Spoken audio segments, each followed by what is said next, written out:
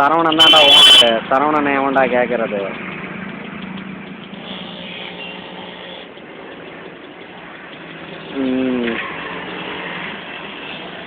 நான் போக மாட்டேன்டா. அவனுக்கு வேலை இல்லை. இன்னும் ஒரு வருஷத்துக்கு இருக்கு. அப்புறம் என்னன்னா அவன் பண்ண ஒன்றும் இல்லைடா. பிச்சை எடுக்காத வரலாம். எங்கடா 1,00,000 ரூபா? அவன்கிட்ட இருக்கிறது வெறும் 50,000 ரூபா தான்டா.